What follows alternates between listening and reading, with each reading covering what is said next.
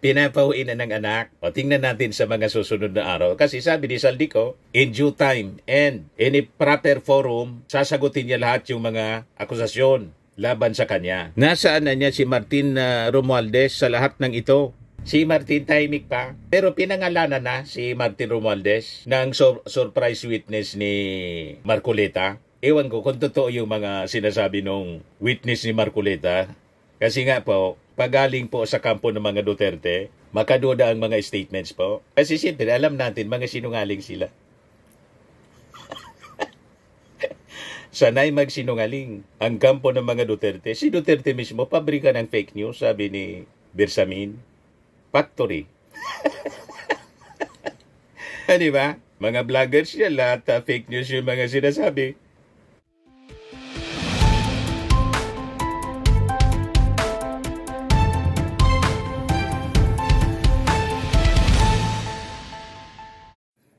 Hello po mga kababayan, si Dante Maravillas, Bicolano vlogger, broadcast journalist from Albay. Yung mga pinangalanang bago, mga kababayan, na allegedly sangkot sa flood control scam, tumanggap ng mga milyon-milyong basura. Ang tawag pala ng pera, mga kababayan, sabi doon sa surprise witness ni Marcoleta, basura. Basura na pala yan sa kanila. Yan lang yung surprise witness, mga kababayan, ni Marcoleta, dudable. Ano niya, Mr. Maravillas, na dudable? Makaduda yung mga pinagsasabi, pinabit si Martin. Bakit naman niya, Mr. Maravillas, makaduda? Pagaling sa kampo po ng mga Duterte. Sabi nga dito sa amin, pagkampo ng mga Duterte, ang mga information na nilalabas, talagang dapat mong pagdudahan. Sunado sa kasinungalingan po ang kampo ng mga Duterte. Kaya pag may iniharap sila na mga witnesses, hindi maalis sa ating isipan yung pagduda na baka ang intensyon guluhin ang investigasyon, isama yung mga kalaban nila sa politika. Pero pinagsalita, pinabuelo rin, mga kababayan, ni Ping Lacson para fair. Pero siyempre, lahat ito for evaluation. At hindi ko mo inakusa, mga kababayan, yun na, kailangang isubstantiate yung mga aligasyon, yung mga akusasyon. At bigyan natin ng pagkakataon na makapagsalita din yung mga inaakusa. Nag-deny na po si Chis Escudero, si Nancy Binay, pati yung isang congressman. Ito yung sabi ni Chis Escudero, puro talaga senador ang tinuturo. Nasaan si Saldico? Nauna na po si Saldico. Nauna na lumabas yung pangalan ni Saldico. Yung anak nga po ni Saldico, nananawagan na sa kanyang tatay na umuwi at sagutin yung mga akusasyon laban sa kanya. Yan yung kanyang anak nagsalita na. Sabi ni Elisco, I condemn corruption in all its form. I understand, Anya, the anger and disgust. The hate is more than valid. And for the past few weeks, I've been having an internal conflict between my morals and my family. I am only speaking out now because I needed the time to have a firm grasp of the situation. Sabi ni Elisco, to my father, come home and answer to the people how your time in court. Have your time in court. People need answers. Yan sabi ni Elisco. Sa kanyang anak pala nakapangalan yung St. Elis Hotel dito sa Legazpi City. Sabi ni Chis Escudero, nasaan si Saldico? Nasa ibang bansa po.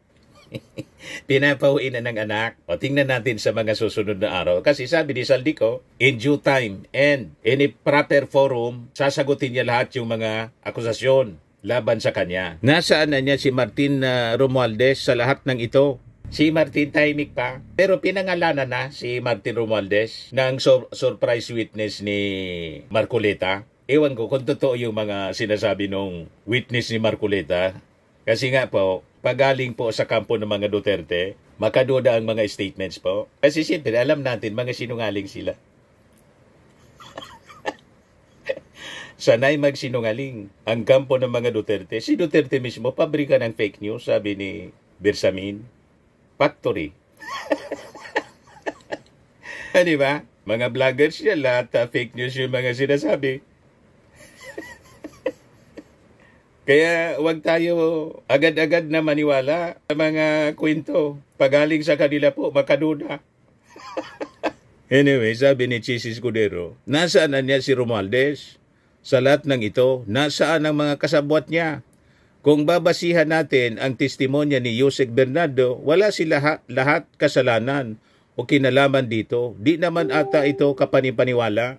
So ano yung kapanipaniwala? Yung kay Marcoleta? Yung surprise witness ni Marcoleta. Ngayon, si Nancy Binay po, nagsalita na rin. Ito ang yung kickback claims meant to divert from real perpetrators of flood control mess. Nagugulat ako at nalulungkot ako na dinadamay ako sa mga anomalya ng DPWH. Walang katotohanan ang mga bintang sa akin, sabi po ni Binay. Tahimik po tayo nagtatrabaho bilang mayor ng Makati. Nakakagulat na nagagamit tayo para ipanglihis pala. Ipanglihis sa mga tunay na kailangang panagutin sa issue na to. She said, her performance in public service has always been above board and beyond a shadow of doubt, sabi po ni Nancy Binay. So, isa-isa po na nagsasalita na yung mga napangalanan ng mga witnesses po sa Senate hearing kanina na tuloy-tuloy pa hanggang ngayon. O, ito naman yung statement ni Congressman Eric Goyap. Sabi niya, I was disheartened to hear my name mentioned in today's Senate hearing on alleged irregularities in flood control projects. To be implicated in such matters is painful, not only for myself but also for the people I have pledged to serve with integrity. I categorically deny any involvement in the acts being alleged.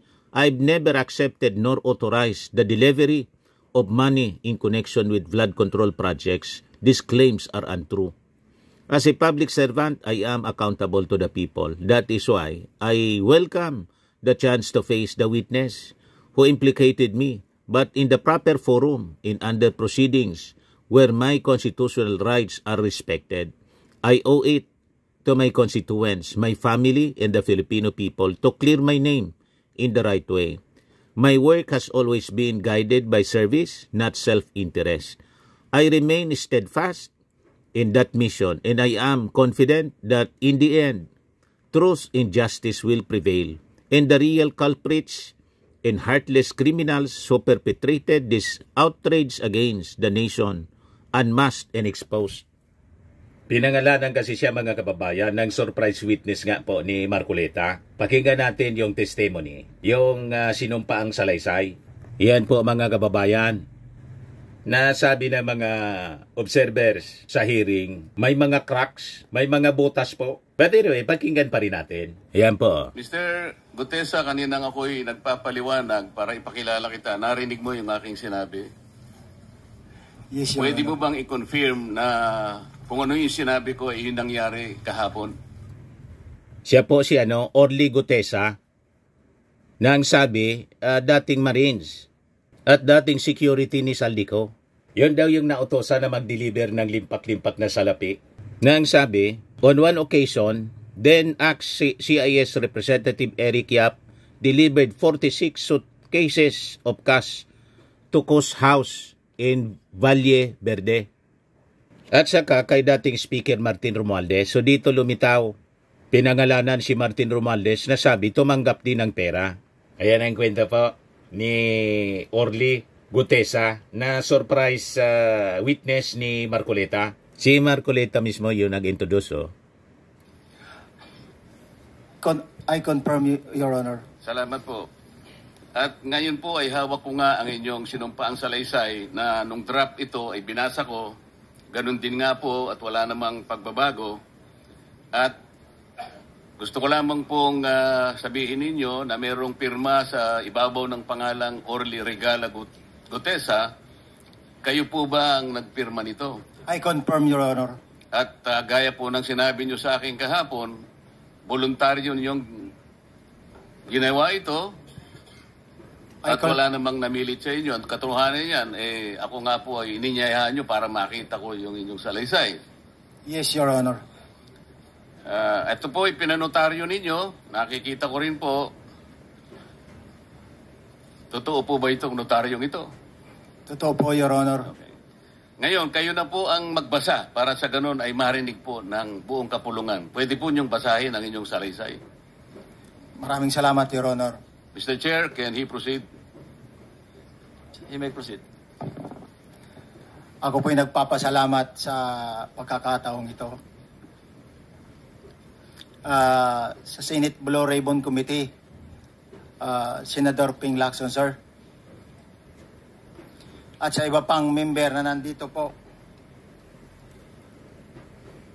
Ako po si Orly Gutisa, may asawa, nasa tamang edad, Pilipino, makatapos makapanumpa na ngayon sa umiiral na batas ay nagsasaad at naglalahad ng gaya ng mga sumusunod. Ako po ay lumabas upang magsalita sa isyu na ito. Bilang isang dating sundalo, inaalay ko ang aking buhay para sa ating bansa. Sa pagkakataong ito, nagdesisyon akong magsalita at maglabas dahil ayokong maging masama ang kinabukasan ng aking mga anak, apo ko sa darating na panahon. Ayoko pong naririnig ko at napapanood ko sa pagdinig ng Blue Ribbon Committee at ngayon ko po napagdugtong-dugtong yung naging partisipasyon ko po sa anomalya at korupsyon na ginawa at lumalabas sa hearing na ito. Yung palang pera na binubuhat namin at dinideliver mula sa masamang gawain na nagdulot ng baha na ikinamatay ng tao at imbis na gamitin ang pera sa edukasyon, medikal at programa na mapunta lamang pala sa bulsa ng mga politiko. Mabigat po sa akin magsalita dahil may pamilya ko. 4 ang anak ko, nag-aaral pa. May asawa ako at nangangalaga sa aking mga anak at marami akong kasama sa operasyon na may kinalaman sa ibabahagi ko sa inyo. Nagtatrabaho lang po kami ng mga kasama kong sundalo sa Philippine Marines. Huwag sana isipin na aking mga kasama na nagtatraidor ako. Ako sa aming trabaho at pinagsamahan dahil pare-parehas kaming may pamilya at gusto lang naman naming ayusin ang kinabukasan ng bawat isa. Wala akong iniisip na kapahamakan para sa kanila, bagkus ang gusto ko lang maiayos ang kinabukasan ng bayan at lahat kami. Noong December 5, 2004, na-hire ako bilang security consultant sa Ako Bicol Party List or AKB kay Congressman Saldico. At nasimula ng duty ko kay Congressman Saldico. Bawat umaga, nagre-report ako sa BGC sa Horizon, sa Bonifacio Global City, kung saan nakatira si Kong Saldico. Tuwing may duty at detailed ako sa basura, it means itong basura, ito yung box ng pera na pinag-uusapan natin sa kasalukuyan. Mr. Gutesa, mag-stick ka lang sa binabasa mo. Huwag ka nang nag-a-adlib. Kung ano yung nandito, basahin mo lang. Yes, Your Honor. Tuwing may duty detail ako sa basura, pumupunta kami sa 28 Ladybug Corner, Dragonfly, Valle Verde 6, Pasig City. Tagabuhat lang ako ng malita ng basura. Ang ibig sabihin ng basura ay malita na may lamang pera. Ang bawat malita ay may lamang humigit kumulang 48 million pesos.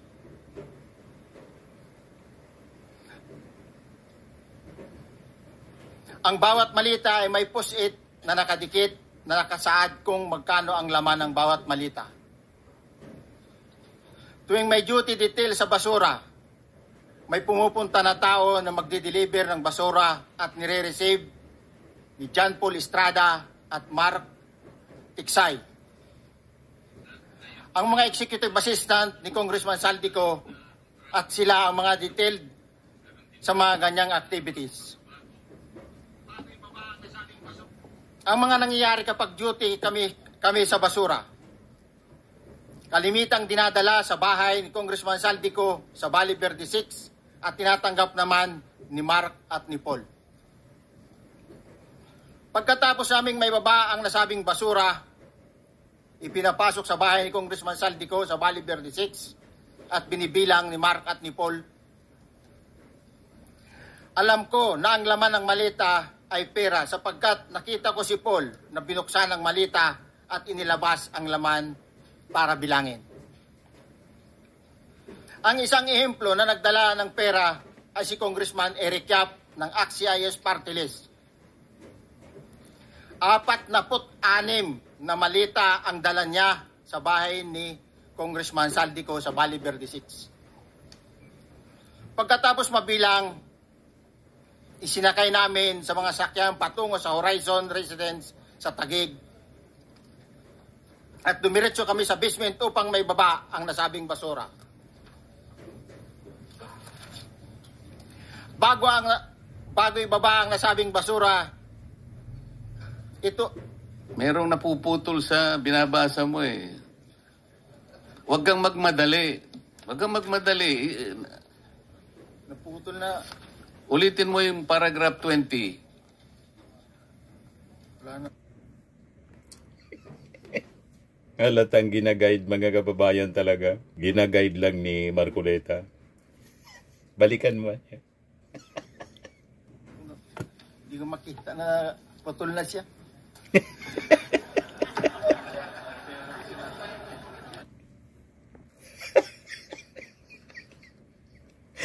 Malamang mga kababayan, may gumawa ng kwento niyan, pagkatapos pinapirman sa kanya, tapos malamang may binigyan din ng basura. Napakamot sa ulo. Para hindi credible na witness ito.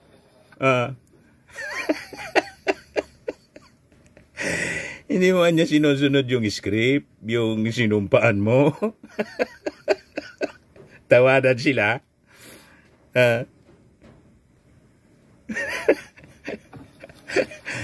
Tuwang-tuwa si Alcantara, mga kababayan. Tapos, mabilang ang sinasakay namin sa mga sakyang patungo sa Horizon Residence Taguig. Pagdating sa Horizon Residence, dumidiretso kami sa basement upang maibaba ang nasabing basura at dalhin sa unit ni Congressman Saldico sa 56th floor sa nasabing lugar kung saan siya nakatira. Bago ibaba ang nasabing basura, ito ay bawas na. Halimbawa, nag-akyat kami ng 46 na malita. Ibababa lamang namin ay 35 malita para i-deliver sa bahay ni House Speaker Martin Romualdez sa 42 McKinley Street, Taguig. Ang labing isang malita ay naiwan sa taas ng 56th floor sa Horizon Residence. Humigit kumulang 3 beses ako mismo ang nag-deliver ng basura sa bahay ni Congressman Saldico sa Horizon Residence at sa mga bahay ni Speaker Romualdez sa 42 McKinley Street, Taguig. Mas maraming pagkakataon na nagde-deliver kami ng basura sa bahay ni Speaker Romualdez at sa bahay ni Congressman Saldico dahil iba-iba kaming mga nakadetailed na close-in, backup at advance party na nagkakaroon ng rotation. Sa huli, ako po ay nagnanais na mapasailalim sa Witness Protection Program dahil alam ko po nanganganib ang buhay ko at ang aking pamilya sa ginawa kong paglalahad na ito. Sa katotohanan na ang lahat ay nilagdaan ko, ang salaysay na ito ay kusang loob at walang anumang pamimilit at bunsod lamang ng hangarin matulungan ang ating bansa. Ito po ay nilagdaan ko, Your Honor. Thank you, Orly. Before you proceed, meron lang akong papakitang litrato sa iyo, no? I-confirm mo, kasama na rin si Bryce, kung yan ba si Paul na binabanggit mo. I confirm, Your Honor.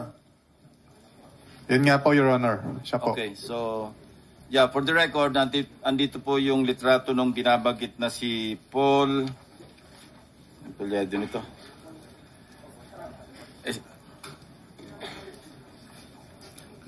John Paul Estrada, di ba? Yes, Your Honor. Oh, sige. Thank you very much. You may continue, Senator Marcoleta. Thank you, Mr. Chair. Mr. Gutesa, dito sa iyong paglalahad ay gumawa ka ng isang paghalimbawa. Inihalimbawa mo si Congressman Eric Yap, ngunit isang tagpo lang yun eh. Ikaw ay na-hire ni Representative Saldico, sabi mo rito, ay December 5, 2024 pa. Yes, Your Honor. Sa pagkakaalam mo, mga ilang beses kayong gumagawa ng bagay na ito. Ibig sabihin, yung pagdi-deliver ng pera, sa natatandaan mo, gaano kadalas ang pagdi-deliver? Kasi ang ginawa mo kanina ay isang example lang. Pwede mo bang ipaliwanag? Your Honor, minsan kasi pag-duty kami, ang actual ko na delivers talaga sa bahay ni Congressman Romualdez is 3. Tapos pag may duty kami, nagkakaroon ng detailed. Minsan namumonitor ko doon sa group chat namin, may basura tayo deliver. Minsan namumonitor ko siya is 3 times a week ang delivery doon sa Forbes, sa bahay ni Kung Romualdez. Yung pera minsan nanggagaling lang doon sa horizon sa taas, ibinababa. Tapos may detail lang na tao, namumonitor ko naman sa GC namin. Kaya nalalaman ko yung movement ng tropa, kung ano yung sinasabing basura ng delivery. So yung delivery o yung movement ng tropa nagaganap average 3 times a week. 3 times a week, Your Honor. Nagsimula noong December 2024. Yes, Your Honor. Hanggang ngayon ba ay naglilingkod ka pa kay Representative Saldico? Sa kasalukuyan po ay nag-resign po ako noong August 5, itong taon po na ito. So, maliwanag ba ang ibig mong sabihin para sa kapulungan ito ay nag-a-average ng 3 beses sa loob ng isang linggo ang pagdi-deliver ng pera kay Representative Saldico at tuloy-tuloy naman doon sa bahay ni former Speaker Martin Romualdez sa ganong rate, ganong beses, 3 beses sa loob ng isang linggo. Yes, Your Honor. Magmula December 2024 hanggang ikaw ay mag-resign noong August 2025, this year. Yes, Your Honor. Mr. Chair, Senator Marcoleta, short interjection. With the permission of Senator Marcoleta. Thank you, Mr. Chair. May maibigay ka ba na pangalan? Kasi ang sinasabi mo lang ngayon, as far as you're concerned, during ikaw ay nagdo-duty, nagro-rotation basis yung duty. So pag wala ka, absent ka, iba ang nagdo-duty, iba rin ang nagtatanggap sa pera at nagdi-deliver. Am I correct? Senator De La Rosa, may I just remind you na isang follow-up. Pero kung gusto mo ituloy at pahig si Senator Marcoleta, naka-charge sa oras niya, yung mga susunod na tanong, okay? Okay lang. Okay lang. Sige boss, Meron nahiram lang pa naman namang, ako sa iyo. go ahead, meron ka pa namang 4 na minuto pa mahigit yan. Yes, sir. So, sige. Very quick lang. So, pag hindi ka duty, may ibang nag-deliver ng pera kay Saldico at kay Speaker Romualdez. Pag nangyayari yan, sir, pag hindi ako duty, may makadetail talaga sa basura na yan. Pero ang authorized lang na mag-deliver at mag-receive niyan is yung 2 tao na binanggit ko, which is John Paul Estrada and Mark Tiksay. Okay. Thank you, Mr. Chair.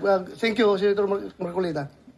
Mr. Gutesa, sa panig ng pagdi-deliver sa bahay ni former Speaker Martin Romualdez, sinong tao ang nagre-receive?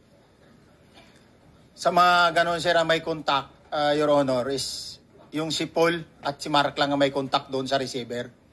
So pagdating doon, nakabukas na yung gate doon sa Forbes, pumapasok na lang kami. Then pag nabuhat na namin yung mga malita na ibaba na, so lalabas na kami. Wala na kaming ano. Basta may deliver lang namin yung mga basura doon sa bahay, wala na kaming ano noon, Your Honor. Alin-aling bahay Yung ang 42. pinagdideliveran mo sa panig ni former Speaker Martin Romualdez? Yes, Your Honor, yung 42, yung dito sa may Forbes Park. Yun lang? Wala nang iba? Mayroon pa yung bagong nakaraan doon sa 19 Nara, yung dating bahay ni Michael Yang. Sa pagkakatanda mo, mayroon pang ibang lugar na kung saan nagdi-deliver kayo? Sa Aguado, dyan sa Malacanang. Aguado? Excuse me, Senator Marcoleta. Sino Michael Yang? Yung dating sa Pugo yata yon. Sa? Yung dating sa Pugo. Yung Michael Yang. dating bahay ni Michael Yang. Dating bahay. Yes, Your Honor. Okay, thank you. Ibig mo sabihin, nabili ni Speaker Martin yung bahay ni Michael yan? Allegedly, Your Honor. Pero paano mo alam na bahay ni Speaker yon? Kasi doon na nagde-deliver yung tropa nung hindi na nagde-deliver doon sa 42, Your Honor. Ngayon, sinasabi mo meron kayong chat. Nagagamit mo yung chat para ma-monitor mo yung rate ng delivery at kung sino-sino yung nagdi-deliver? During the time nung nandun pa ako, Your Honor. Mr. Chair, salamat po at baka meron po pong Thank you. gustong Yeah, itanong ating may mga kasama. ipapakita pa ako isang litrato pa, no? Identify mo lang siya. Sino yan? Mark Tiksahi, Your Honor. Meron pa ba nakakakilala sa kanya bukod sa'yo? Dito? Wala. Nabanggit kasi ni Engineer Alcantara rin dito eh. Sa salaysay mo noong September 23, sinasabi mo, hindi ko po siya na-meet during pagdadala. Ang tao niya po ay may alias lang na Paul at Mark. Na-meet mo ito si Mark, Engineer? Sa Valle Verde po, once lang po. So, kinukonfirm na si Mark Texa ito. Mark po and Paul, karaniwan po. Okay, thank you. Thank you, Senator Marcoleta. Mr. Chair, may tatanong lang po kung Yes. with the permission of Yeah, okay. Senator Marcoleta. Mr. Orly, sabi niyo po 46 na maleta na nagkakalaman po ng 48 million bawat isa. Tama po ba? Based doon po sa level nung malita na nakita ko, Your Honor. Paano po nalaman ninyo na 48 million po ang laman ng bawat isa? Kasi bawat malita po, mayroon siyang post-it na nakalagay, may sign na 48. Lahat po yun may 48. Yes, Your Honor. So, yung 46 maleta, 48 million ang laman ay nagkakahalaga po ng 2.2 billion. Alam niyo po ba yan? Kung 3 times a week ang sinasabi ninyo, ang delivery. Based sa my experience, doon lang ako naka-experience ng 46 nung time na yon, Your Honor. Hindi naman po every week or monthly ito. Yes, Your Honor. So at one point, yung 46 na maleta, 48 million ang laman, 46 times 48 million ay 2.2 billion. Excuse me, Senator Marcoleta, paubaya mo na sa kanya yung oras na naiwanan mo, now 1 minute. Isang tanong na lang. Sige, okay. 2.2 billion. Ganun po yung multiplication eh. Siguro, Your Honor, yun ang lumalabas. So one time lang po ito. One time lang po, yung time ko lang yan, nung panahon na na-identify ko si Congressman Yap, Your Honor. Alright, maraming salamat po. Thank you. Yung paghalimbawa mo, kaya mo ginawa dahil yun ang pinakamalaki. Yes, Your Honor. Pero pangkaraniwan, dahil 3 times a week, mga ilan sa tingin mo yung karaniwang na i-deliver? Ilang maleta? Usually, pag nanggagaling na sa Horizon, na idine-deliver na doon sa Forbes, minsan mayroong 15 or kaya 18 ang malita. Pero yung malalaking malita yon na nagre-rate yung bawat malita, minsan mayroong 48, may 50. Sa mga tweet, Mr. Gutesa, pangkaraniwan, 15 to, Your Honor. yun ang average, pangkaraniwan. Yes, Your Honor. Yung nabanggit mong nabigla ka sapagkat malaki, 48, yun lang kay Congressman Eric Yap. Yes, Your Honor. Yun ang time na nakita ko talaga in ano yung ganung kabalk Okay. yung balita na yun, Your Okay. Honor. Mr. Chair, payagan nyo sana akong magtanong lang ng isang tanong kay Mr. Diskaya. Mr. Diskaya, naalala mo, nagkaroon ka ng supplemental affidavit na binasa mo dito. Medyo mahaba pa nga di ba? Naalala mo yung nakaraan? Ito yung supplemental affidavit mo. Yes po, Your Na Honor. may petsang September 23, 2025. Ito yung nakaraang hearing natin. Yes po, Your Honor. Napansin ko kasi nung pinakinggan ko yung tiningnan ko sa ating transcript, parang hindi mo binasa yung paragraph 30 na kung saan binabanggit dito yung DPWH Region 1. Chinek ko talaga kaninang umaga, nirecheck ko uli, hindi nasama sa binasa mo ito. Ano ito, nagkamali ka lang o... Your Honor, talagang hindi ko po nabasa dahil masyado na pong mahaba yung ano ko. Yung binabasa ko po. Hindi nga, sabihin mo na nagkamali ka lang, hindi mo sinasadya. Hindi po sinasadya. Pero dito po, wala rin po Hindi nakasulong. Baka nakalimutan pong ilagay, kaya hindi ko po nabasa. Tsaka pinatigil po ako doon sa... Nakatigil... ito, sorry. Nagkamali po ng page. Ito po, 30 po sa Region 1. Meron pala. Oo nga, nandito yung paragraph 30. DPWS Region 1. Yes po, Your Honor. Pero nung checking ko yung transcript, hindi mo binasa ito. Opo, yes po, Your Honor, kasi mahaba na po. Hindi, nabasa mo yung 31 hanggang 37. Ito nalaktaban mo yung 30. Kaya lang ako nagtataka, kaya tinatanong kita, sinadya mo ba to o nagkamali ka lang? Hindi po, Your Honor, kasi napatigil na po ako nung... Hindi nga, sagutin mo, nagkamali ka lang? Hindi po, Your Honor. Hindi po ako nagkamali. Ano nga? Sinadya mo? Hindi po, Your Honor. Bali, alam ko po parang pinatigil na po ako dito dahil masyado na po mahaba yung binabasa ko. Hindi, ganito. Pinatigil ka, nung pagpatuloy mo, nakaligtaan mo yung number 30. Nalaktawan mo siguro. Yes po, Your Honor. Yeah. Para maliwanag lang. Oo, Hindi gusto ko lang sinadyang maliwanagan pinatig- kasi Yeah. nabanggit ko na kanina na naimungkahi ko na sana'y tawagin din si Governor Chavit Singson. Baka ka kung may connecta doon sa ano mo, baka ka kung sinadya mo. Ngayon kung sasabihin mong nagkamali ka lang, tatanggapin ko yon. Your Honor, hindi po ako nagkamali. Naalala po, hindi lang po nabasa. Okay. Salamat, Mr. Chair. Ang susunod po ay si Di ano niya, Mr. Maravillas, ang masasabi mo doon sa surprise witness ni Marcoleta? Kailangan yon thorough cross-examination. Kasi baka, alam na po ninyo, mga previous Senate hearing po, maraming mga testigo po na yung kwentong kutsero man lang po pala, tulad ni Angelo Mawanay.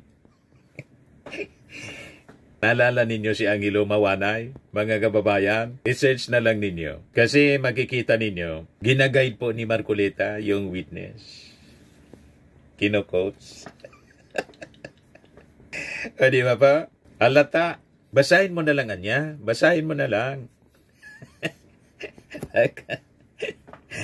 Pinapirmahan mga kababayan. Sama ito observation ng isang netizen po. May punto ang kanyang mga observations. Sabi niya, on the surface, the affidavit sounds explosive, maletas worth 48 million each, delivered under codename Basura.